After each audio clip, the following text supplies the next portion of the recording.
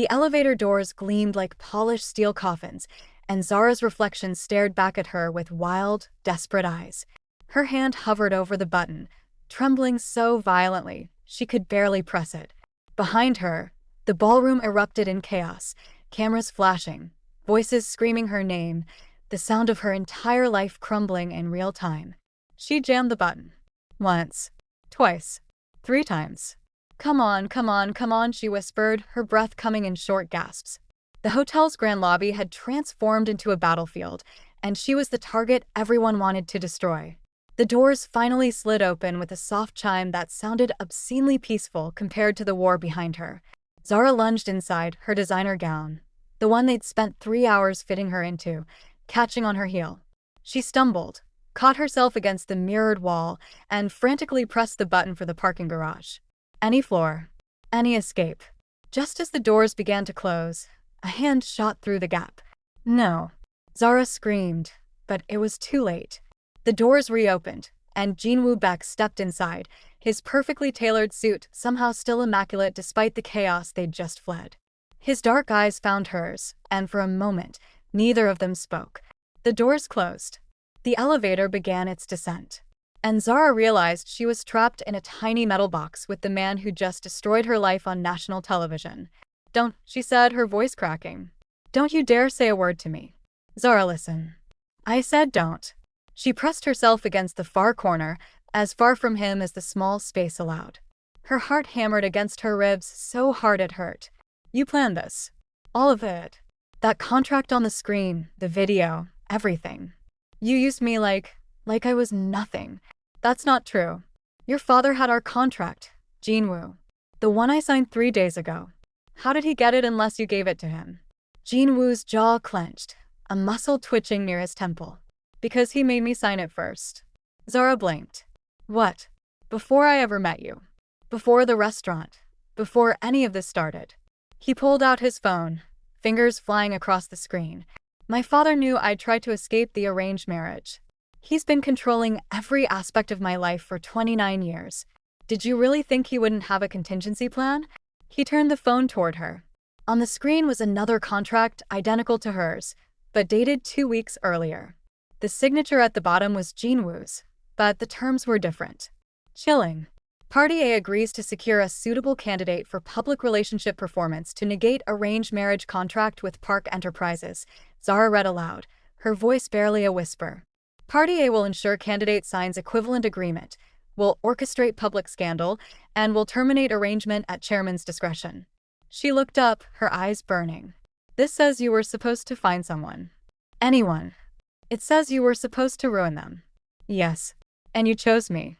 "Yes." No hesitation. No apology in his voice. The elevator continued its descent. Floor 15. 14. 13. "Why?" Zara asked. "Why me?" Jin-Woo was quiet for a moment, his gaze fixed on the descending numbers. "Because when you served me that first night, you looked at me like I was just a person. Not an heir. Not a Chaebol. Not a name in a business section. Just someone having a bad day." He finally met her eyes. "Do you know how rare that is in my world? So you decided to destroy me because I was nice to you?" Zara's laugh came out broken, edged with hysteria. "That's insane. You're insane. I didn't want to destroy you. I wanted to save you." "Save me?" "Jin-Woo, there are 200 people up there who just watched your father expose me as a fraud. The entire country thinks I'm a gold-digging foreigner who seduced you for money. My face is probably all over social media right now with every racist, disgusting comment you can imagine. I know. You know. You know." Zara's voice rose to a shout. "I have death threats. Someone leaked my apartment address. I had to move my mother to a different hospital because your people found out where she was being treated. This isn't saving me. This is ruining me." The elevator jolted slightly, and Zara grabbed the railing to steady herself. They were at floor 7 now. Time was running out. Jin-Woo moved closer, and she held up a hand to stop him. "Don't," she warned. "Don't come near me." "That video they showed," he said, ignoring her warning. "The one of me supposedly planning to betray you. It was fake. I saw it with my own eyes. It was a deep fake. 20 minutes before they played it, I was standing next to you. You know I was."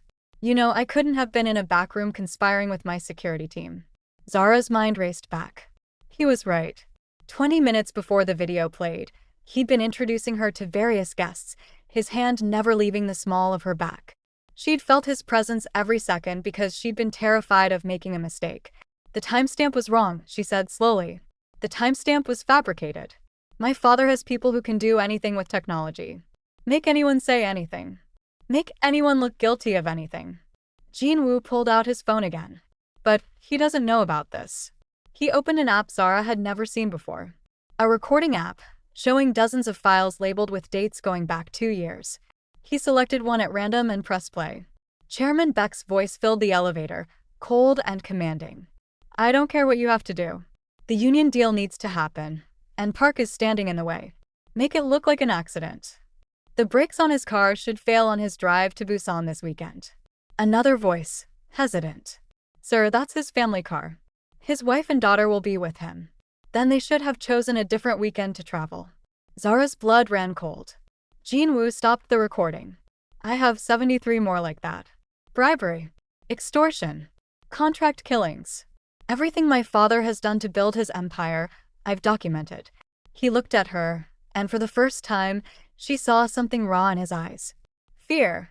But if I release these recordings, he'll know I'm the only one who could have made them. And he'll kill everyone I care about. You don't care about anyone, Zara whispered, but the words felt hollow now. I care about you. The elevator display showed floor 3. Then 2. They were almost at the parking garage. Why haven't you used these recordings before? Zara asked. If you've had them for 2 years, why wait? Because I was a coward. Jin-Woo's voice dropped. I told myself I was gathering evidence, being strategic, waiting for the perfect moment. But the truth is, I was terrified. My father isn't just powerful, Zara. He's untouchable. Every judge, every prosecutor, every politician, he owns them all. These recordings are enough to put him away for life, but only if I'm willing to sacrifice everything, including my own life. The elevator reached the parking garage with a soft ding. The doors remained closed. Zara stared at him, her mind whirling. Everything she thought she knew about the last 3 days was fragmenting, rearranging itself into a different picture. That clause in the contract. Section 9. The one that said you could terminate the agreement at any time. I included it so I could get you out if things got too dangerous. Your mother knew. When she visited me yesterday, she told me to ask you about it. She was warning me. My mother escaped an arranged marriage once, Jin-Woo said quietly. She ran away, lived on the streets for 2 months. My father found her, brought her back, and married her anyway. She learned to love her cage. His voice hardened. I won't do that. And I won't let you do that either. The elevator doors finally opened, revealing the dim parking garage. The sounds from the ballroom above were muted here, replaced by the echo of dripping water and distant traffic. Neither of them moved. In 10 seconds, Jin-Woo said, hotel security is going to realize we took this elevator. They'll be down here. Your choice is simple. Walk out of this elevator and disappear. I'll transfer another 500,000 to your account. You take your mother and go anywhere in the world you want. Change your name, start over. I'll release the recordings, my father will be arrested, and you'll never have to see me again. Or, Zara's heart was racing again, but for a different reason now. Or you stay. We walk back up there together. We tell everyone we're really engaged. Not for money, not for scandal, but because we're choosing each other. He stepped closer, and this time she didn't stop him. It means you become a permanent target. My father will spend every resource he has trying to destroy you. Seo-yeon's family will come after you. Half of Korea already hates you. Your life will never be normal again. That's a terrible sales pitch. The corner of Jin-Woo's mouth lifted in something that might have been a smile. I'm not trying to sell you anything. I'm giving you the truth. Stay with me, and every day will be a fight. But you'll be free. Really free. Not bound by what anyone expects us to be. Zara looked at him, really looked at him. At the tension in his shoulders, the carefully controlled expression that was starting to crack, the way his hands were clenched at his sides like he was physically restraining himself from reaching for her. You're asking me to choose between safety and freedom, she said. Yes. That's not fair. No, it's not. Somewhere above them, an alarm began to sound. Security had figured out where they went. They're coming, Jin-Woo said. Zara, I need an answer. She thought about her mother, safely tucked away in a private hospital room, recovering from surgery that would have been impossible without Jin-Woo's money. She thought about the last 3 days, the chaos, the terror, but also the moments in between. The way Jin-Woo had stood between her and aggressive reporters. How he taught her to navigate Seoul's high society with a gentle patience that surprised her. The night she'd found him on his penthouse balcony at 3 in the morning, staring at the city like he was looking at a prison, and how he'd talked to her until sunrise about dreams he'd never allowed himself to have. I need you to promise me something, she said. Anything. No more lies. No more secrets. If we do this, if I choose to stay, you tell me everything. Every danger, every threat, every move your father makes. I'm not a pawn anymore. I'm your partner, or I'm nothing. Jin-Woo's eyes widened slightly. Then he nodded. Partners. And the money goes to a charity. All of it. What? You heard me. I'm not doing this for $500,000. If I stay, it's because I want to. The money was always the chain keeping me here. I want it gone. For the first time since she'd met him, Jin-Woo looked genuinely shocked. You realize that's insane? You realize you're asking me to fight your crime boss father and potentially die in the process? We're way past sane. Zara held out her hand. Partners. Equal partners. No more contracts. Jin-Woo stared at her hand for a long moment. Then he took it, his grip warm and solid. No more contracts. The elevator doors began to close automatically. Zara reached out and stopped them with her other hand. Then we'd better get back up there before they call the police, she said. They stepped back into the elevator together.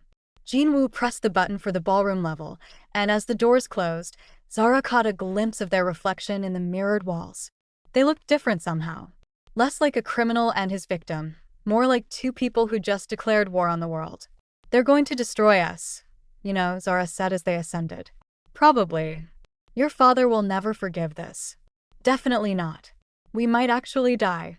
There's a non-zero chance. Zara laughed. A real laugh this time, not the brittle thing from before. We're insane. Completely. The elevator climbed past floor 5, 6, 7. The ballroom was on floor 12.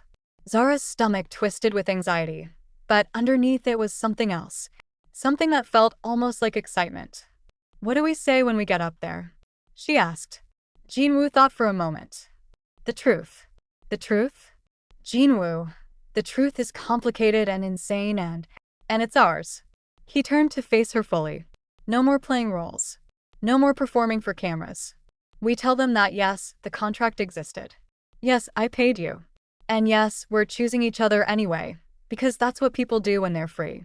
They make choices that don't make sense to anyone but themselves. Floor 9, 10, 11.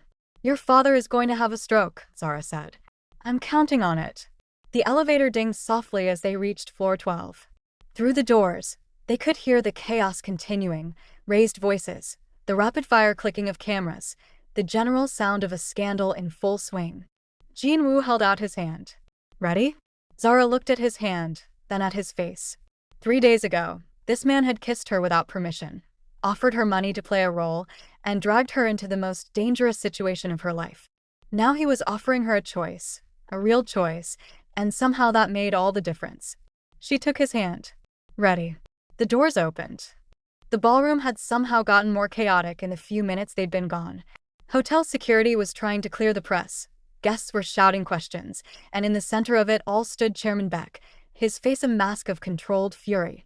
Next to him, Seo-yeon looked triumphant, her designer gown glittering under the chandeliers like armor. The moment Zara and Jin-Woo stepped out of the elevator, every head turned. The noise level dropped dramatically as hundreds of eyes fixed on them. Cameras swung in their direction. Microphones were thrust forward, and the crowd parted like a sea. Chairman Beck's expression could have frozen lava. Jin-Woo, what do you think you're doing? Jin-Woo didn't let go of Zara's hand. Taking control of my own life. Finally, you've made your point. The engagement with Mississippi Park is off. You've gotten what you wanted. The chairman's voice was dangerously soft. Now send this woman away and stop embarrassing our family. No. That single word seemed to echo in the vast space. Several guests gasped. No. Chairman Beck's voice rose slightly. You dare. I'm done, father. Jin-Woo's voice was steady calm. Done with your arrangements. Done with your plans. Done with being your puppet. Seo-yeon stepped forward, her eyes glittering with malice. How touching. But everyone here saw the evidence. She's a paid actress. You orchestrated this entire scandal. What's the plan now, Jin-Woo? Pretend to fall in love with the help? Before Jin-Woo could respond, Zara stepped forward. Her legs felt like water, but she forced herself to stand tall. You're right. He did pay me $500,000 to pretend to be his girlfriend and break up his arranged marriage. Murmurs rippled through the crowd. Cameras zoomed in on her face. But here's what you don't know, Zara continued, her voice gaining strength. That contract? It wasn't Jin-Woo's idea. It was yours. She pointed at Chairman Beck. You wrote it 2 weeks before I ever met your son. You planned this entire thing. The scandal, the public humiliation, all of it. Because you knew Jin-Woo would try to escape, and you wanted to control even his rebellion. Chairman Beck's face went pale. That's a lie. Is it? Jin-Woo pulled out his phone. Should I play the recordings, father? All 73 of them? I'm sure these nice reporters would love to hear about the Park family accident you ordered, or the judge you bribed, or the union leader who mysteriously disappeared after threatening to expose your labor practices. The color drained completely from Chairman Beck's face. Around them, reporters were frantically typing, phones were being raised to record, and the atmosphere had shifted from scandal to explosive revelation. You're bluffing, Chairman Beck said, but his voice had lost its certainty. Try me. Jin-Woo's finger hovered over the play button. I have nothing left to lose. You have everything to lose. Your inheritance, your position in the company, your future. I never wanted any of it. Jin-Woo's voice was quiet but carried through the room. You built an empire on corruption and violence, and you expected me to be grateful. To smile and bow and marry whoever you chose. To become you. He shook his head. I'd rather have nothing. Seo-yeon laughed, sharp and cruel. How noble. And what about her? She gestured at Zara. You think she's staying out of love? She's a broke foreigner who needed money. Take away the fortune, and watch how fast she runs. All eyes turned to Zara. This was the moment. The moment she could walk away, take the money, disappear into anonymity. It would be so easy. So safe. She looked at Jin-Woo, who was watching her with an expression of carefully controlled fear. He'd just offered to give up everything. His family, his inheritance, his entire life, and he was terrified she'd leave him anyway.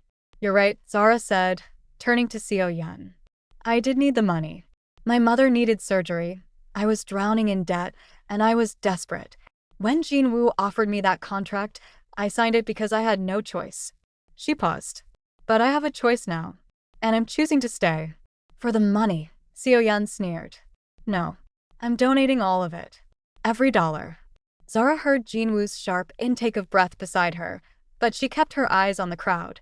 I'm staying because for the first time in my life, I met someone who sees me as a person, not a problem to solve or a box to check or a stereotype to fulfill. I'm staying because he's choosing freedom, and so am I. The room erupted. Reporters shouted questions. Cameras flashed like lightning, and Chairman Beck looked like he was about to have the stroke Jin-Woo had predicted. Security. The chairman roared. Remove this woman from. Touch her and I release everything. Jin-Woo's voice cut through the chaos like a blade. Every recording. Every document. Every piece of evidence I've collected over 2 years. It all goes to the prosecutors, the press, and the international authorities. Your empire falls tonight, father. Your choice. Chairman Beck stood frozen, his face a mixture of rage and calculation. For 30 seconds, no one moved. The entire ballroom held its breath. Finally, Chairman Beck spoke, his voice like ice. You're no longer my son. I know. Jin-Woo didn't flinch. I'm finally okay with that. The chairman turned and walked toward the exit, his security team falling in around him. The crowd parted to let him through. As he reached the doors, he paused and looked back. You'll regret this, he said. Maybe, Jin-Woo replied. But it'll be my regret. My choice. Chairman Beck left, and the ballroom exploded into chaos again. Reporters surged forward, shouting questions. Hotel security tried to maintain order. Seo-yeon stood in the center of it all, her triumphant expression crumbling into something ugly. You'll both be destroyed, she hissed as she passed them. My family won't let this stand. Let them try, Zara said, surprising herself with the steadiness in her voice. Jin-Woo pulled her through the crowd, his security team forming a protective barrier around them. They made it to a service elevator, and within moments, they were descending again. This time away from the chaos, toward an underground exit Jin-Woo had apparently planned in advance. That was insane, Zara said as the elevator doors closed, muffling the sounds of the ballroom. Her hands were shaking now, adrenaline flooding her system. We just declared war on your entire family in front of half of Korea's elite. I know. Jin-Woo was staring at her with an expression she couldn't quite read. You donated the money. I told you I would. I thought you were bluffing. Negotiating. I don't bluff. Zara leaned against the elevator wall, suddenly exhausted. God, what did we just do? We chose each other. Jin-Woo moved closer. You could have walked away. Everyone would have understood. Instead, you stayed and made yourself a target. So did you. You just gave up everything. Not everything. He reached out, gently taking her hand again. I still have this. Zara looked down at their intertwined fingers. 3 days ago, she would have pulled away. Now, it felt like the only solid thing in a world that had just tilted sideways. The elevator reached the underground parking level, a different one from before, more private. A car was waiting, engine running. A woman Zara recognized as Ms. Choi in the driver's seat. Where are we going? Zara asked as they climbed into the back seat. Somewhere safe, Jin-Woo said. I bought a property 2 years ago under a false name. It's small, nothing like the penthouse, but it's completely off the grid. My father doesn't know about it. Ms. Choi pulled out of the garage smoothly, navigating through Seoul's late-night traffic with practiced ease. In the back seat, Zara finally let herself relax slightly, though her mind was still racing. What happens now? She asked. Your father knows about the recordings. He'll be preparing a counterattack. He will, Jin-Woo agreed. But he also knows I'm serious about releasing them. It creates a stalemate. He can't move against me too directly without risking exposure, and I can't release the recordings without putting myself, and now you, in danger. So we're stuck. For now. Jin-Woo pulled out his phone, scrolling through messages. His expression darkened. Social media is exploding. Half the country thinks we're romantic heroes. The other half thinks we're criminals who deserve to be prosecuted. Show me. He handed her his phone, and Zara scrolled through the chaos. The hashtags were trending worldwide now. Hashtag elevator scandal. Hashtag Chaebol rebellion. Hashtag interracial love story. Hashtag contract couple. The comments were a mixture of support, hatred, fascination, and disgust. One comment caught her eye. She gave up $500,000 for love. That's the most K-drama thing I've ever seen in real life. Another, foreign gold digger trying to trap a good Korean man. Deport her. And another, Jin-Woo Baek just destroyed his family's empire for a woman he met 3 days ago. Either he's the most romantic man alive or the stupidest. They're not wrong about the stupid part, Zara muttered. Jin-Woo took his phone back. There's something else you should know.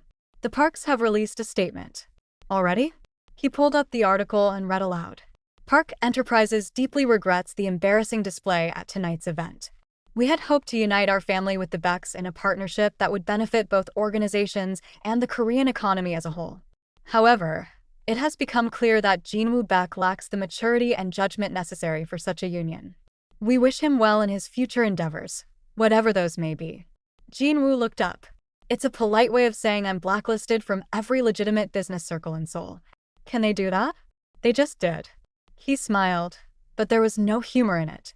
By tomorrow morning, every business partner my father ever had will distance themselves from me. Every door that was open will close.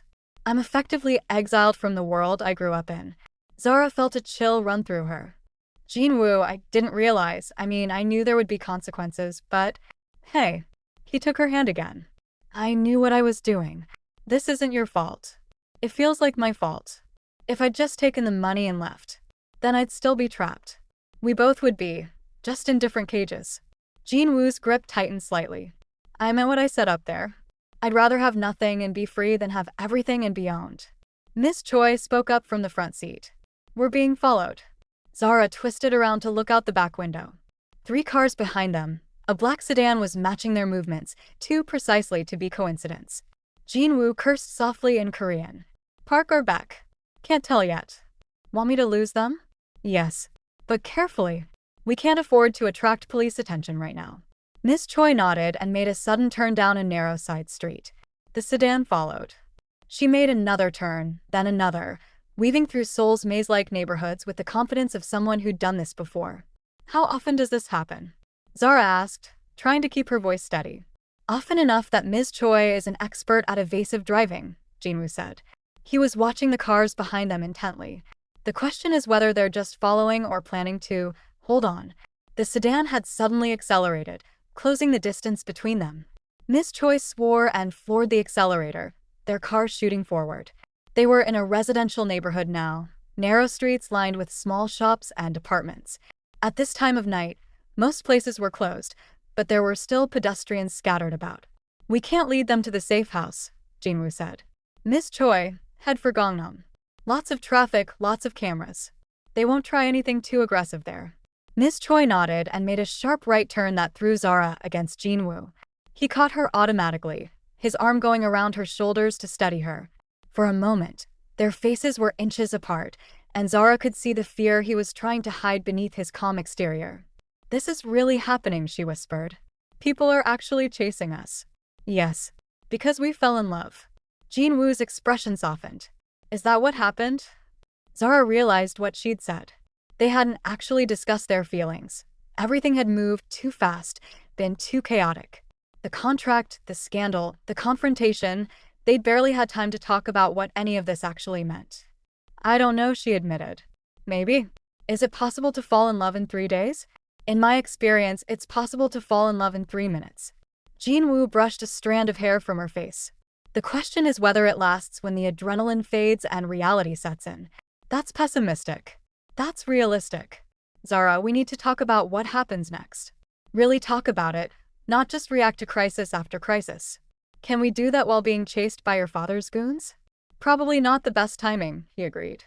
But once we get to the safe house, we need to figure out if this, he gestured between them, is real or just trauma bonding. Miss Choi made another sharp turn, and this time the sedan didn't follow. She'd lost them in the maze of streets. Nice work, Jin-Woo said. They'll find us again, Miss Choi replied. They always do. But we have maybe an hour.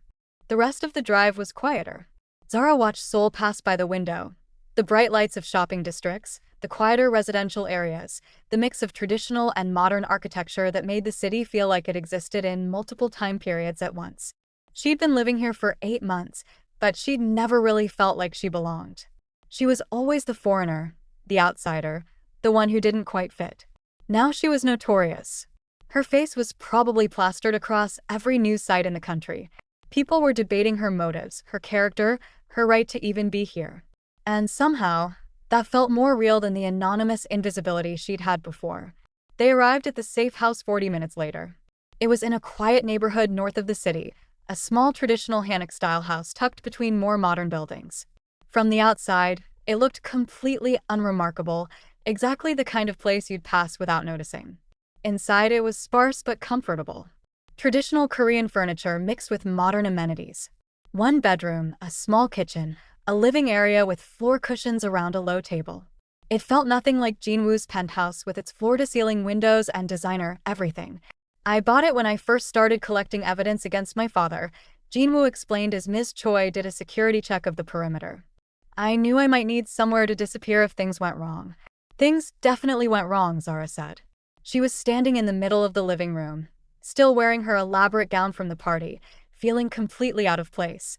Jin-Woo, I need to call my mother. She's probably seeing all of this on the news and freaking out. Use this. He handed her a phone. It's a burner. Untraceable. Your regular phone needs to stay off, they can track it. Zara took the phone with shaking hands and dialed the hospital's private wing where her mother was recovering. After several transfers, she finally heard her mother's voice. Zara? Baby, what's going on? The nurses are talking about some scandal, and I saw your face on the news. Mom, I'm okay. I'm safe. Zara sank down onto one of the floor cushions, suddenly exhausted. It's a long story, and I'll explain everything, but right now I just need you to know I'm okay. The news is saying you're engaged to some Korean billionaire. They're saying terrible things, baby. They're calling you, her mother's voice broke. I should have never let you go there alone. Mom, no. It's complicated, but it's not what it looks like. Zara glanced at Jin-Woo, who was giving her privacy by stepping into the kitchen. I can't explain everything right now, but I need you to trust me. Can you do that? There was a long pause. Then her mother sighed. You sound different. Stronger somehow. Maybe I am. Is he good to you? This man? Zara thought about the last 3 days. The chaos and fear, yes, but also the moments of unexpected connection.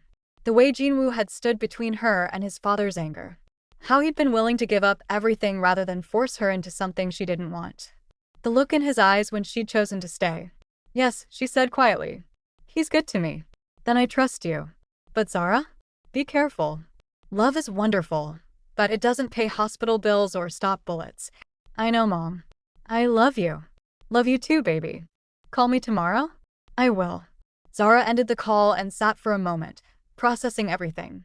Through the kitchen doorway, she could hear Jin-Woo and Ms. Choi talking in low voices, discussing security protocols and potential threats. Outside, Seoul continued its endless activity, completely unaware that 2 people had just set their entire lives on fire. Ms. Choi left an hour later after securing the perimeter and setting up surveillance equipment. The house had cameras at every entrance, motion sensors in the small garden, and an emergency exit through the basement that connected to the neighboring property's sewer system. It was thorough and paranoid and somehow not reassuring at all. So, Zara said once they were alone. She was still in her gown, sitting cross-legged on the floor cushion because traditional Korean seating was the least of her concerns right now. We should probably have that talk. Jin-Woo had changed into casual clothes, jeans and a simple black shirt that made him look younger, less like an heir and more like a regular person. He sat down across from her, the low table between them. Where do we start? He asked. How about the obvious question, what are we doing? What do you want to be doing? Zara laughed without humor. Don't therapist me right now. I'm serious. We just blew up both our lives in front of hundreds of people. We're hiding in a safe house. Your father wants us dead, or at least destroyed. And we barely know each other. We know each other better than most couples who get engaged, Jin-Woo pointed out. Most couples don't meet because one of them needs to escape an arranged marriage to a crime family. Fair point. He was quiet for a moment, his fingers tracing patterns on the table. The truth is, I don't know what we're doing. I acted on instinct up there. When I saw you running away, when I thought you might disappear from my life forever, I couldn't let that happen. Why? He looked up, meeting her eyes. Because you're the first real thing in my life. Everything else has been performance, obligation, expectation. But when I'm with you, I can just be myself. Even if that self is messy and confused and making terrible decisions. Zara felt something crack open in her chest. I know what you mean. When I first came to Korea, I thought I'd find myself here. Figure out who I was without all the pressure from home, you know? But instead, I just felt more lost. More invisible. She paused. Until you saw me. I do see you. Even when you're terrified and angry and telling me off for being an arrogant rich asshole. You are an arrogant rich asshole. Recovering arrogant rich asshole. I'm working on it. They both smiled, and some of the tension eased. So what do we do now? Zara asked. Practically speaking, we can't hide here forever. Your father will find us eventually. The Parks are probably planning their revenge. And we have no money. Well, I have no money and you just gave up access to yours. Jin-Woo pulled out his phone, not the burner, his regular one, and opened a banking app. I didn't give up all of it. I've been moving money into secure accounts for 2 years, preparing for this. It's not billions, but it's enough to keep us comfortable for a while. He showed her the balance. Zara's eyes widened. That's still more than most people make in a lifetime. I know, but it's mine. Earned from investments I made myself, separate from my father's business. He put the phone away. I'm not completely irresponsible. Just mostly irresponsible. Exactly. His expression grew serious again. But money isn't the real problem. The real problem is that we're marked now. Every move we make, every place we go, will be watched. My father's network is extensive. The Parks have connections everywhere. And the media is going to follow this story for months. So we become ghosts, Zara said. Change our identities, leave the country. Is that what you want? She stopped. I don't know. What do you want? Jin-Woo stood and walked to the window, looking out at the quiet street. I want to build something new. Not run away from the old, but actually create something different. I have skills, business strategy, negotiation, connections in legitimate industries. You have. He turned back to her. What do you want to do? Not what you had to do to survive. What do you actually want? No one had asked her that in years. Zara thought about it, really thought about it. I wanted to open a cafe. Before everything got so complicated with student loans and my mom's health, I used to dream about having this little place where people could come and just be themselves. Good coffee, comfortable chairs, maybe some live music. Nothing fancy, just real. Then let's do it. Jin-Woo, we're literally hiding from your crime boss, father. This isn't the time to discuss my fantasy coffee shop. Why not? We have time. We have money. And we need something to work toward besides just surviving. He came back to the table, his energy shifting into something Zara was starting to recognize as his business mode. Think about it. We're news right now. Controversial, but news. If we play this right, we could use that attention to build something that actually matters. You want to use our scandal as free marketing? I want to use our scandal as a platform. We're already the interracial couple that broke all the rules. Why not lean into it? Build something that represents what we're fighting for. Freedom, choice, breaking down barriers. Zara stared at him. You're serious? Completely. Look, my father in the parks and everyone else expect us to hide. To be ashamed. To eventually give up and crawl back apologizing. What if we don't? What if we succeed so loudly they can't ignore us? It was insane. Absolutely insane. But as Zara thought about it, she felt something stirring in her chest. Not fear this time, but something that felt almost like hope. A cafe that celebrates cultural fusion, she said slowly, the idea taking shape. Korean and American, traditional and modern. A place that proves different worlds can exist together. Exactly. Jin-Woo was getting animated now, his eyes bright. And I can use my business connections, the ones who aren't loyal to my father, to help get it off the ground. It won't be easy. We'll face boycotts, protests, probably more death threats. But it would be ours. Ours, Zara repeated. The word felt significant somehow. Not his or hers, but theirs. Shared. Equal. They talked for hours, the initial awkwardness fading as they planned and dreamed and argued over details. Jin-Woo wanted something sleek and modern. Zara insisted on warmth and comfort. They compromised on elegant simplicity with traditional touches. They debated locations, menus, whether to acknowledge the scandal directly or let their success speak for itself. Somewhere around 3 in the morning, Zara realized she was happy. Despite everything, the danger, the uncertainty, the fact that powerful people wanted to destroy them. She was sitting on the floor of a safe house planning a coffee shop with a man she'd known for 3 days, and she was happy. What? Jin-Woo asked, noticing her expression. Nothing. Just thinking that this is probably the craziest thing I've ever done. Crazier than signing a contract with a stranger to fake date him for money? Way crazier. At least that had clear terms and an end date. This is just. She gestured vaguely. Open-ended insanity. The best kind of insanity. Jin-Woo reached across the table and took her hand. Zara, I need to tell you something. Her heart skipped. That sounds ominous. It's not. Or maybe it is. I don't know. He took a breath. I know we agreed to be partners. Equals. All of that is true and I mean it. But I also need you to know that what I said in the elevator, about caring about you, that's real. This isn't just about escaping my father or making a statement. I want to be with you. Actually with you. Zara's throat felt tight. Jin-Woo, you don't have to say anything back. I just needed you to know that whatever we're building here, for me it's not just business or convenience or trauma bonding. It's you. Specifically you. For a moment, Zara couldn't speak. Then she stood, walked around the table, and sat down next to him. Close enough that their shoulders touched. I'm terrified, she said quietly. Of your father, of the parks, of the fact that half of Korea hates me right now. But I'm also terrified of how much I care about you after 3 days. That's not how love is supposed to work. You're supposed to date for months, take things slow, be sensible. We skipped sensible when I kissed you in an elevator. True.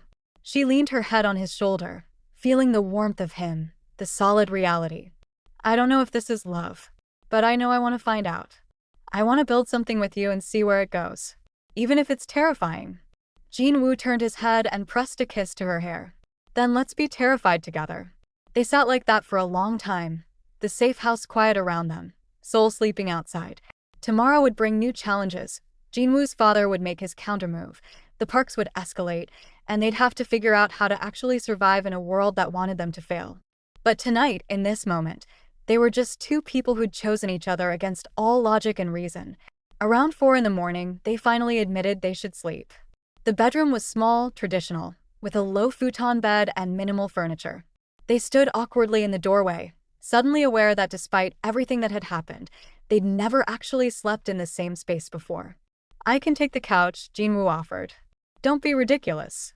The bed's big enough for both of us." Zara tried to sound casual, but her heart was racing. "We're adults. We can share a bed."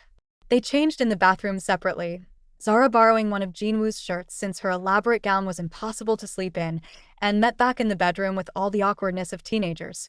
They lay down on opposite sides of the futon, a careful space between them, both staring at the ceiling. "This is weird," Zara said. "Extremely weird.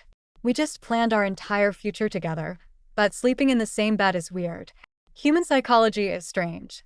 They were quiet for a moment. Then Jin-Woo said, "Zara? Yeah. Thank you. For choosing to stay. For not running when you had every reason to." She rolled onto her side to face him. "Thank you for giving me a choice. A real one."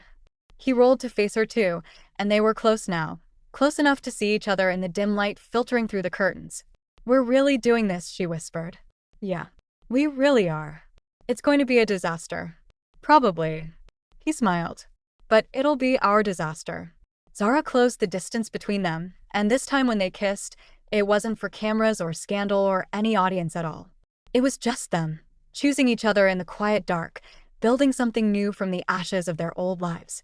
Outside, Seoul prepared for morning. Social media continued to explode with their story. Chairman Beck planned his revenge. The Parks sharpened their knives. But inside the safe house, two people who'd met 3 days ago held each other and slept, partners in the most beautiful disaster either of them had ever known. If you've made it this far, hit that subscribe button because this story isn't over yet. Drop a comment below telling us what you think Jin-Woo's father will do next, and smash that like button if you believe in choosing love over everything else. The war is just beginning, and trust me, you don't want to miss what happens next.